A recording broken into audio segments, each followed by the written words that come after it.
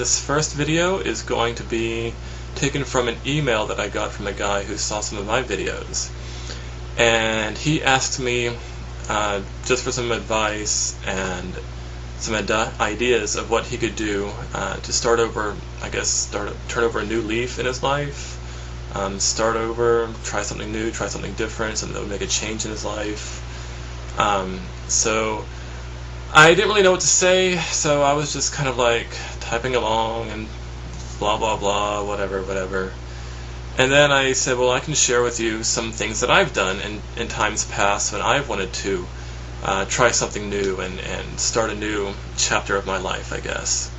Or delve deeper into my relationship with God, or find out who I am more, or whatever, start something new in life. So after I wrote it, then I read it, I realized those were some pretty neat ideas, and it really helped me to write it all out. Because, sometimes we forget experiences in our life and things that we've learned from them, people who have helped to make a difference in our lives, and experiences that we've really enjoyed and we just have not really forgotten about. We took it for granted, I guess. And I think it's a good idea to just kind of look back on your life and think about where you've come from and how you got to where you are today. So this is what I want to share with you today. I am going to be reading from the section of the email that I sent back to that guy. And it's just going to be talking about my personal experiences. And I hope that these points that I'm going to make will help you also if you are looking to make a new change in your life and you don't really know where to start. These are some ideas that I've done in my life. Now, this is taken from, my perspective, a Christian perspective, and I wrote it to a Christian man. However, I think that some of the ideas, in fact, probably all of the ideas, could help anybody from any religious background if they want to start over or try something new. It could help anybody. I mean, anybody can benefit from this. So please don't kind of block me out or shut me out just because, oh, well, he's religious. I don't want to deal with that. I'm here to help you. I started making these videos because I wanted to make video notes for myself, which were ultimately for the purpose of helping other people. And so all along, all these videos that I've made were for the purpose of your enjoyment, but primarily for your benefit and your help.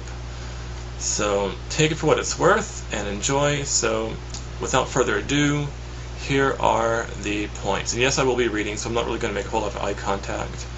So anyway, here are some things that I've done that have greatly affected my life state of soul.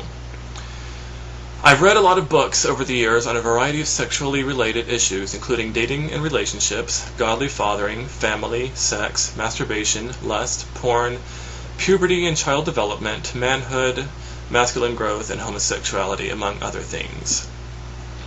Number 2. I've fasted from food, masturbation, media, entertainment, and other things, but it's been a long time since I've really fasted from anything like that.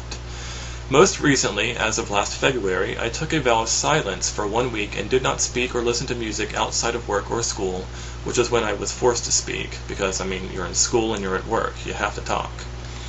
But outside of that, I was silent and did not listen to any music or anything. That 1 week was hard, but it had a profound impact on my relationship with God, because I had no choice but to quiet my soul and listen to Him. Now, if you're not religious, if you're not a Christian, you can still do this, because it will force you to listen to your inner soul. It'll force you to listen to yourself, to put things in perspective without always drowning out your conscience or whatever with outside noise. Point number 3, I've gone on mission trips to El Salvador, Daytona Beach, Florida, India, and the Philippines. And each one of these events has marked a specific change in my life, and they have done a lot to change my perspective on myself, change my perspective on God, and change my perspective on the world and other people. So even if you don't go for religious or spiritual purposes, go to another country. Go on a vacation, travel, see the world, get a new perspective on life and the world. Point number 4, I've attended Christian conferences, usually about missions, work overseas, domestic evangelism, and coming out of homosexuality, or ex-gay conferences. Again, this is something that you can do even if you're not a Christian. You can go to Christian seminars, but you can also go to just any kind of educational conference that you're interested in. Start going to a book club or or go to a writer's conference or something that you're interested in. Go to a conference for that. You'll learn a lot and meet a lot of people who have shared interests. Number 5, I've gone through counseling. Sometimes counseling can be good for anybody, even if you don't think that you have any issues. So go to counseling. Just talk about your life. Sometimes we just need somebody to sit down and listen to us.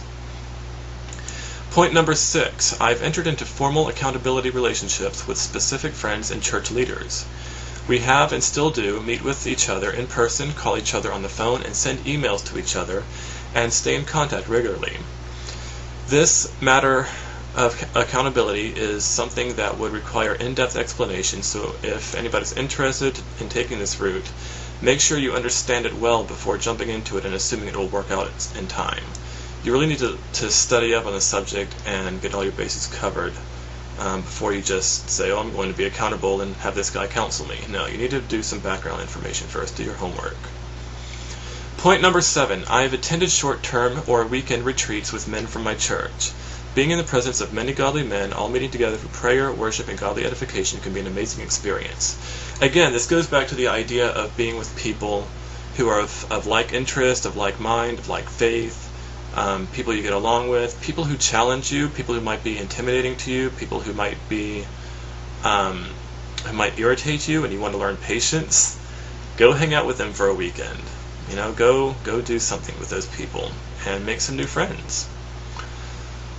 This will also challenge you because sometimes people who irritate us or intimidate us will challenge us, and we don't always like to be challenged, but if we're not challenged in life, we'll never grow. We'll never progress forward. We need those challenges in life. Point number 8, I have taken specific steps to change my relationships with people. Sometimes this has meant ending relationships that were a bad influence in my life.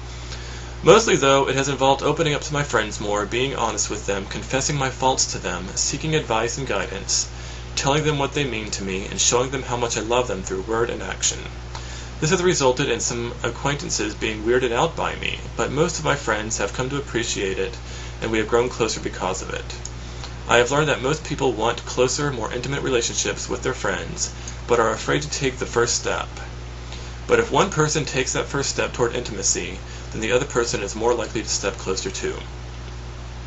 So it can be scary at first. You can risk rejection. You can risk a lot of stuff by trying to grow closer and more intimate with your friends. But they will be blessed by it, and you will too, because you'll be helping other people and you'll be strengthening those bonds. So go improve your friendships, make new friends, and improve those friendships also. So that's about all I have to say. I hope you enjoyed it. I hope you got something from it. And I hope you implement some of those lessons into your life, whether you're a Christian or not. Alright, love you.